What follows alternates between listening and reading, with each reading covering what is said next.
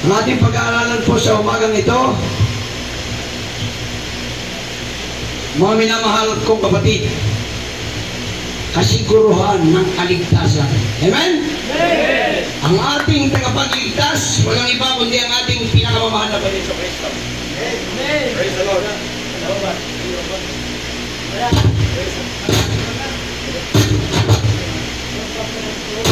Sino may kanina? Sira din yan? Sira din yan? Sira to? Ay! Testing one, mic testing 1, 2. Check mic testing 1, 2, check. Praise the Lord. Ready na po kayo nagsusulat, mga minamahal? The title of our Bible study today is Assurance of Salvation. Amen? Kasiguruhan ng kaligtasan ng ating mga kaluluwa. Meron akong napunta ang patay. Sabi nung anak, tatay, saan ka man naroon?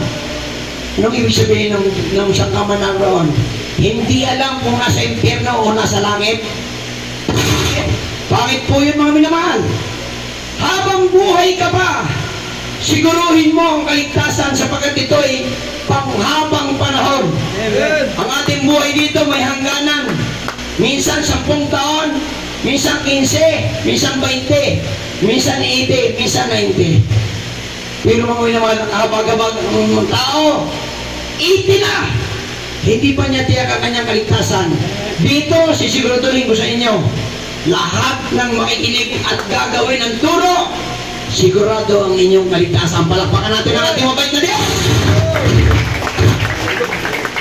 Nagreklamo yung speaker natin sa lakas ng boses. Mga minamahal, pasensya na kayo. Doon sa Bilibid, wala kami dating speaker. So, nasanay ako.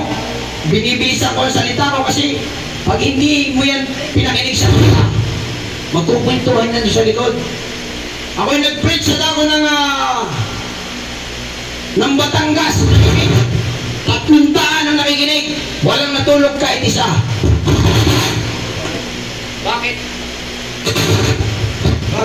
Bakit mga minamahal? Sa Lord? Bakit mga minamahal?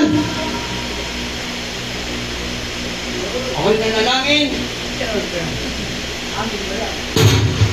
Sa Lord!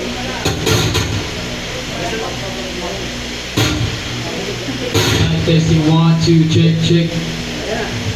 Mga minamahal, ayaw na ayaw ni Satanas na ipangaral ang Ebanghelyo. Kasi bago kayo makarinig ng Ebanghelyo ng ating mga Panginoon, hawak kayo ni Satanas. Pag nakarinig ka ng Ebanghelyo, lalaya ka sa kamay ni Satanas.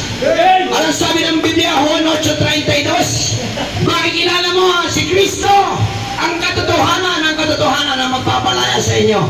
Babay Satanas. Demonyo yan, huwag kayo pupunta diyan. Mga minamahal. Yung totoo sa unang talata. Hallelujah. Assurance of salvation. Juan 3. Unang Juan 3:16. John 3. Kung magkakasabi sa plan ng John 3:16. Sapagkat kayo nalaman ang pagkakas ng Diyos sa sanlibutan.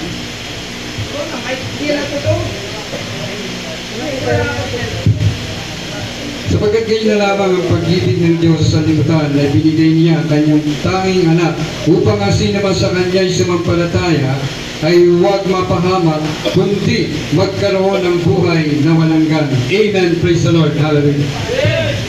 Praise the Lord. Papakan natin ang malakas, mga minamahal. Salita ng Diyos yan. At ang salita ng Diyos ay Diyos mismo. John 3:16. Sapagkat yun na lamang ang pagsinta ng Diyos sa sanlibutan na kanyang ibinigay ang kanyang buktong na anak upang sa kanya'y sumampalataya ay hindi mapahamak kundi magkaroon ng buhay na walang hanggan.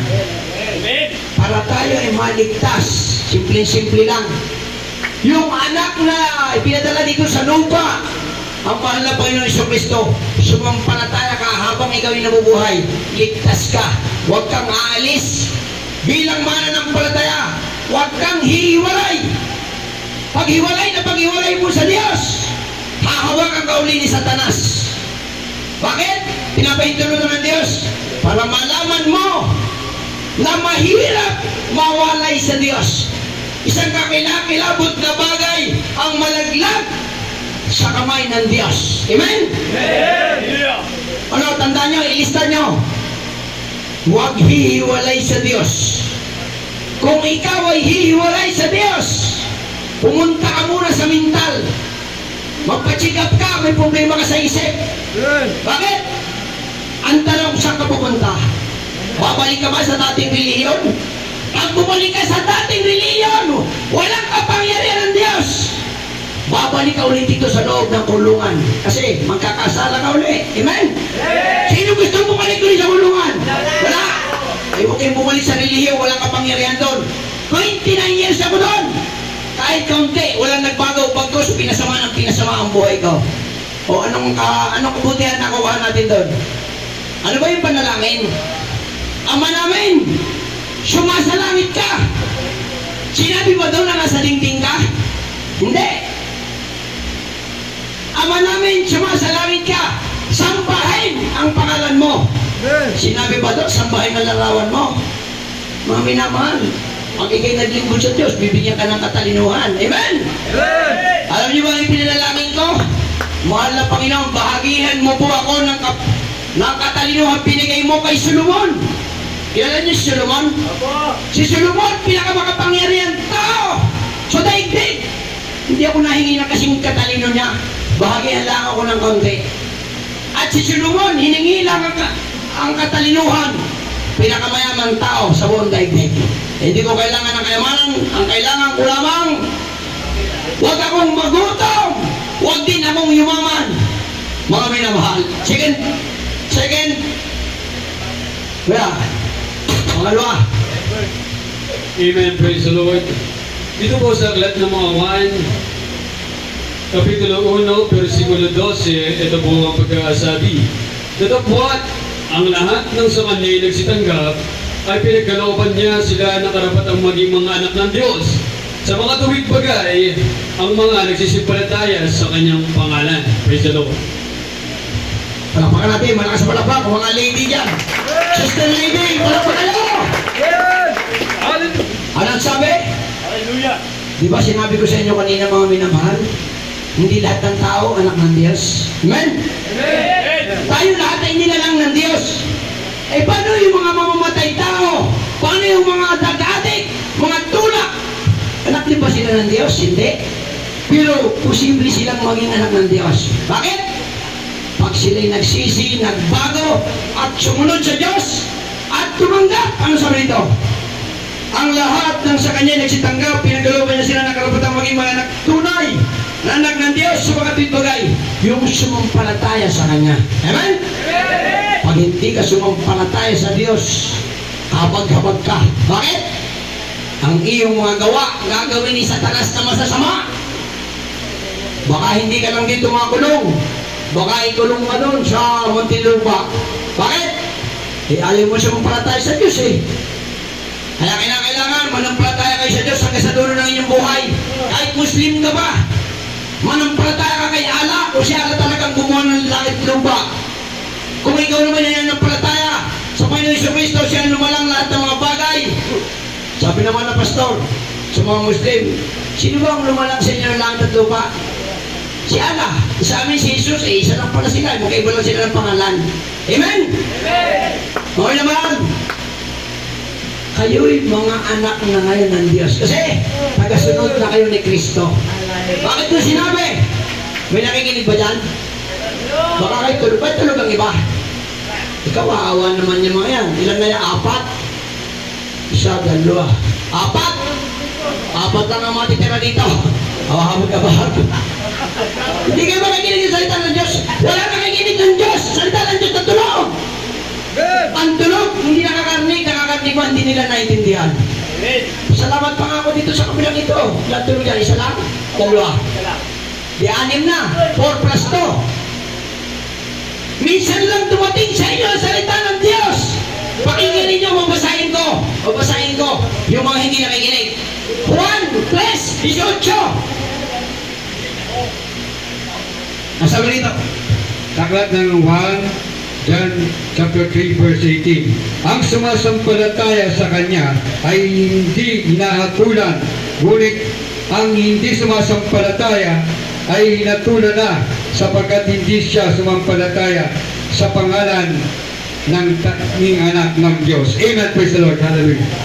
Napakinggan ninyo? Ang hindi sumasampalataya, hinatulan na. Ano ang hatol?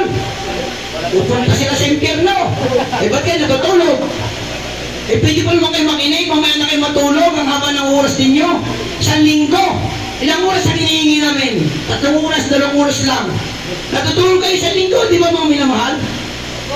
Ang non-reject sa mahal na Panginoon, abag-abag na bagay ang mangyayari sa kanila. Walang pagka ng Diyos.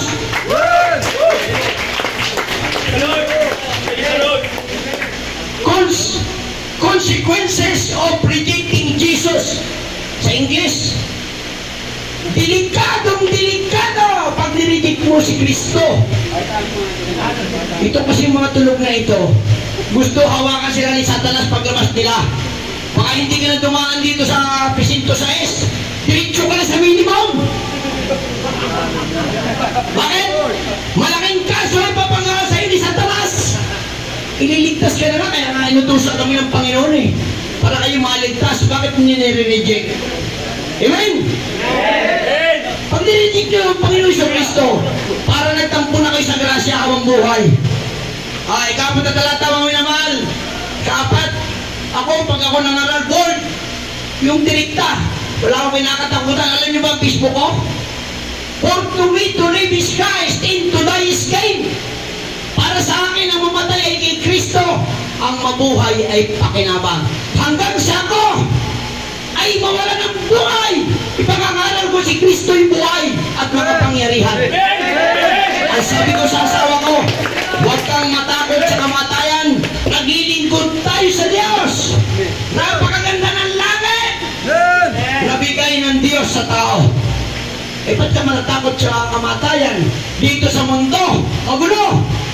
Sa langit, mga minamahal, pag-aaral natin yan next week.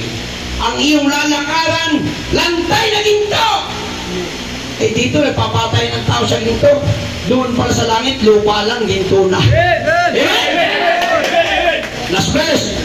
Sabi na tayo magtapos, mga minamahal. Panapakan ng Diyos, wala ka sa panapakan. Panapakan ng Diyos. Tatanong ko sa inyo, taas ang kamay ng naniniwala na binigyan ako ng talento ng Diyos katulad kay Solomon. Kasi ang pangangaral ko, hindi basta-basta. Ang nagturo sa akin, propeta ng Diyos. Hindi ako nag-aaral. Hindi ako tumungtong ng paaralan. Hindi ako nagtapos ng pare. Hindi ako nagtapos ng theology. Pero buhay na buhay ang pinangangaral ko sa salita ng Diyos. Amen, praise the Lord. Dito po sa Aklat ng Ikalimang Timoteo, Kapitulo 3, versikulo 16, ito po ang sabi. Ang lahat ng mga kasulatan na kinasiyahan ng Diyos ay mapapakinabangan din naman sa pagtuturo, sa pagsansala, sa pagsaway, sa ikatututo na nasa katuwiran. Praise the Lord. Praise the Lord. Parating natin dakil ng Diyos, mga minamahal. Ang Holy Bible, mga minamahal, naglilista ba yung nasa inyo may akong notebook? Naglilista po? Lista nyo po. Huwag nyo po sayangin yung binigay ko notebook. Ang salita ng Diyos ay salita ng Diyos sa tao. Mga minamahal, tandaan nyo ang Bible, salita ng Diyos sa tao. Ano naman kaya itong prayer? The prayer is the word of man to God. Salita ng tao sa Diyos. Pag ikaw ay nagsalita sa Diyos, humiling ka. Mahal na Panginoon, huwag mo na ako ibalik dito sa kulungan ito habang buhay. Susunod ako sa iyo. Susunod ako na susunod. Pero pagka kayo lumaya, hindi nyo hinanap ang Jesus mo yung kikusit. Alam niyo ba kung saan? Sa Marte. Magkano pa masahin mo na dito hanggang sa Marte? 13 lang. Pag hinawakan na naman kayo ni Satanas, tapos back to presinto 6 o direkta na kayo sa maximum. Ang banal na kasulatan ay ginagamit din naman sa pagtuturo. Inyo nagtuturo ako sa inyo, ang ginagamit ko, banal na kasulatan. Amen? Ano ba kaya? Ano ba kaya? Sa pagsaway. Bakit mga minamahal sa pagsaway? Nakita niyo yung mga tulog, sinaway ko, tulog pa rin hanggang ngayon. Sinasaway ko, huwag silang matulog. Puyat ba yung mga yan? Natulog yung magtabag eh. Pinatulog lang yan ni Satan na sabi sa taas, tulog kayo para hindi kayo makaling Satan ng Diyos. Paglabas niyo, alipin ko uli kayo. Ano sabi dito? Sa pagsaway at ang tao pagkunikta sa Diyos. Alam niyo ba yung kunikta? Yung video call. Pero hindi na kailangan ng video call, hindi mo naman makikita ang Panginoon eh. Kukunikta ka. Kausap mo ang Diyos. Wala Panginoon. Iligtas mo ako sa gutom. Iligtas mo ako sa kamay ni Satanas. Pag gano'n ang panalangin mo, ang tatawagin kang pinagpala sa lahat ng pinagpala ng ating mabait na Diyos. Ano ba? Kumunikta sa Diyos at magkaroon kayo ng relasyon sa Diyos. Ano ba itong relasyon na ito? Itong relasyon, ikaw ay anak ng Diyos. Amen? Ang Diyos mo, ang Panginoong Jesucristo. Pag ang Diyos mo, ang Panginoong Jesucristo, magsulat, sulat. Sulat kaya.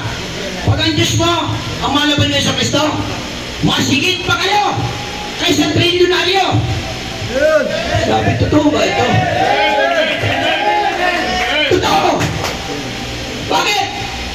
Yung trilyonaryo, mahirap mapunta ng langit kasi hindi rin naglilingkod sa Diyos yun. Kasi mayaman siya. Pero hindi niya alam, hindi niya kayang bayaran ang kanyang kaligtasan. Amen? Tayo, libre ang kaligtasan sa pamamagitan ng pakikinig at pagsampalataya at pagsunod sa Diyos. Amen? Napakabait na natin dahil ng Diyos. Palakpakan natin ang malabay noon. Everybody say praise the Lord! Ano ba ang sabi? In Christ Jesus, we are more than trillionaire. Bakit? Konektado ka sa Diyos. Konektado ka sa Diyos. Yung pera mo, hindi konektado sa Diyos. Alam mo ba si Fernando po? Sino may kilala kay Fernando po? Si Fernando po, ipinurol sa Santo Domingo Church. Alam niyo mo minamahal, yung aking anak, 5 bisis pumila para makita lamang si Fernando po. Ito na, kuya. Alam niyo ba kung may dala si Fernando po na umalis? Pinakamayamang artista, walang kadala-dala kahit 5 duling. Dinala doon sa Blumentritt, sa North Cemetery. Walang kadala-dala. Ibig sabihin, kahit ano pa na sikap mo, mayaman ka. Wala kang madadala. Amen? Pero yung pananampalataya mo, yun ang magdadala yan sa'yo sa langit. Ang buhay mo ay masaya. Kukwento ko rin sa inyo, yung mga tulog, pag yan ay hindi na gumising, pag yan ay nanatiling hindi na nakikinig ng salita ng Diyos, saan sila dadalahin? Kayo magsabi. Hindi ako may sabi niya, kayo. Palakpakan natin ang Diyos. Lahat sila gising na. Congratulations! Congratulations! Bakit yung sinabi natin na congratulations? Dati tulog, na malaman nila dadali sila sa impyerno. Wala silang choice, kundi gumising at makinig. Amen? Tayo mga minamahal. Umaway tayo, mga minamahal.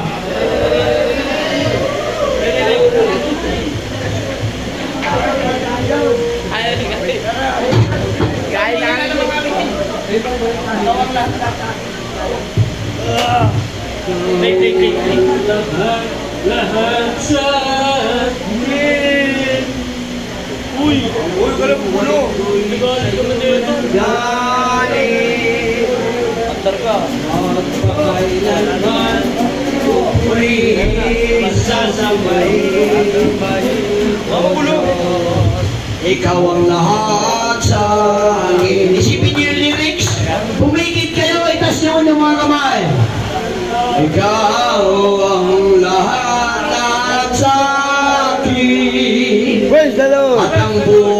ko'y tanging sa'yo nang galing. Magpakailanman pupurihin, sasambahin, O Diyos, ikaw ang lahat sa akin. Hangarin ko, sundin ang loob mo. Brother John Lloyd, Dalangin pwede ba isuyo? Makikitag sa ko ng pagkain namin. Makikitag sa ko para sa pagkain namin. Pinagbabawalan kasi kami rito eh. Huwag mo mapapakita sa pulis siya. Huwag mo mapapakita pa. Ang buhay ko'y mawawala ng Huwag mo mapapakita sa pulis. Ikaw ang lahat sa akin. At ang buhay ko'y tanging sa'yo nang galing. Magpakailanman pupurihin, sasambahin, ikaw lahat sa akin. Hangarin ko, sundin ang loob mo. Dalangin ko, madagang presensya mo. Panginoon, wag ko nang pag-iwan. Ang buhay ko'y walang kabuluhan. Purihin natin tayo ng Diyos, tayo dadako na sa panalangin. Walang baguhan, mga minamahal. Alam niyo mga minamahal, tayong lahat konektado sa Diyos. Kung ano ang binubuka ng ating bibig, nakakarating sa pandinig ng ating Diyos na buhay. At dati, dalangin tayo ng dalangin. Yung ating nilaldalanginan, may tainga, hindi nakakarinig. Ngayon, buhay ng Diyos, nakikinig sa bawat isa sa atin. Hallelujah. Amen. Praise the Lord. Mga minamahal, alam niyo po ba kung anong hadlang lang sa pagdinig ng Diyos? Yung tayo po ay nagkakasala pa. May malaking pader sa tao at sa Diyos. Yun po yung kasalanan. Kaya ngayon gagawin natin, pagsisisihan natin, mawawala na yung pader. Amen? Amen. Kamila namin Diyos, na lumalang ng langit at lupa, sa iyong trono ng biyaya sa kalangitan, patawarin mo kami sa lahat ng aming kasalanan na gawa, na isip, na hindi mo kinalugdan, linisin mo kami, hugasan ng banal na dugo, ng mga gusto sa Krusang Kalbaryo, sa lahat namin mga karumihan, hainaan, mga napagbibigyan. Hallelujah, pagsalangsang, patawarin mo kami. Ngayon, mahal na Panginoon, nandito ang iyong mga anak. Kami dumadalangin, palayain mo na, mahal na Panginoon. Wala ka nang itira dito, sapagkat lahat dito ay nakikinig na iyong salita. Pag sa aming paglaya, hahanapin ang gawain tunay at totoo. Na Jesus managosay upang hindi na kami hawakan ng dyablo. Pagpalain mo kami, mahal na Panginoon. Ito ang aming samot dalangin sa makapangyarihang pangalan ni Jesus. Amen. Kami na mahal. Patuloy tayong manalangin. Dakilang Diyos. Hallelujah sa manalangin. Beloved Pastor Estrada Almeida. Pagpalain mo po ang aming mga beloved Almeida children. Kung saan naatasan mo wala Panginoon. Silang mamahala sa iyong malawak na gawain sa mundo. Milyon-milyon mga tao. Maging sa ibayang dagat, tawagan mo sila ng kalakasan, kalusugan. Pagpalain mo sila ng trilyon-trilyon ng mga kayamanan gagamitin. Hindi sa kaluhuan, kundi sa pangangalan ng Ebanghelyo dito sa Pilipinas. At maging sa ibayang dagat, 10 ng kanilang mga in-laws, grandchildren, great-grandchildren. Pagpalain mo sila ng mga masakyan, mga bus, mga Panginoon, panghakot ng mga kaluluwa, sarili sasakyan. Hallelujah, pagpalain mo kami. In the mighty name of Jesus we pray. Amen. Amen. Mahal. Sabi po ng Biblia, kung ikaw ay sasampalataya, papatong mo ang iyong kamay sa ulo, at ang mga sakit, pagagalingin ng ating mabait na Diyos. May karamdaman kayo? Kung may problema kayo sa paglaya, problema kayo sa manandala, problema kayo sa salapi, kayang-kayang ibigay ng Diyos yan. Sabi ng Biblia, ako, sabi ng Panginoon, ako ang Diyos ng mundo. May bagay bagang mahirap sa akin, wala. Wala, manggagawa nga ng daigdig eh. Amen? So, manalangin tayo, patong ang kamay sa ulo, kanan, kaliwa. Sa pati ng karamdaman, yung mga wala namang karamdaman, may kahilingan, itaas ang dalawang kamay. Kung may bisyo, kanan sa ulo, kaliwa, sa bibig. Hallelujah. Mga minamahal, tayo. Dakilan namin Diyos, ang banal na makapangyarihan sa lahat. Sabi sa ito mula, Panginoon, hallelujah, ang iyong kapangyarihan ang tawing namin inaasahan ng Diyos. Hawagan mo ang iyong mga anak at sama-sama sinasaway ang lahat ng mga karamdaman. Di mo yung cancer, leukemia, ketong diabetes, di mo yung mga rayuma, di mo yung karamdaman sa pag-iisip na kumukontra sa Diyos. Out! Yes! Out! Hallelujah! Di mo yung masamang bisyo, panigarilyo, pag-inom ng alak, masamang ugali, pagiging magnanakaw, masamang espiritu, al-espiritu ng pagpatay. As out! Hallelujah!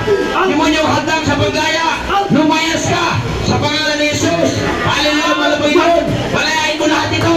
Nakikinig lahat ng iyong salita in Jesus' name. Amen. Sunod natin gagawin, lulukso tayo. Walang magbibiro. Okay? Sapagkat ang hallelujah, praise the Lord, alwalhatiang karangalan at kadakilaan ay nao ko lamang sa Diyos. Noong araw, pinagtatawanan ninyo salita na yan. Pero ngayon, alam nyo na, kadakilaan, karangalan, alwalhatian ay tanging sa Diyos lamang. Para ka nagpupuri ng milyon na beses. Amen? Amen! Tayo sisigaw 3 beses. Ate, sigaw 3 beses. Ba't mayroon diyan tulog pa? Ay, takot din siguro mga impyerno. Hallelujah! Sigaw tayo 3 beses. Hallelujah! Lord! Hallelujah! Hallelujah! Praise the Lord! Salamat sa dakilang Diyos. Siya po nagbigay sa atin ang mensahe. Hindi po si Brother Dante Carmona. Sumunod ako isang hamak na hampas lupa lamang dati. Binago ng mga Panginoon. Praise the Lord. Amen.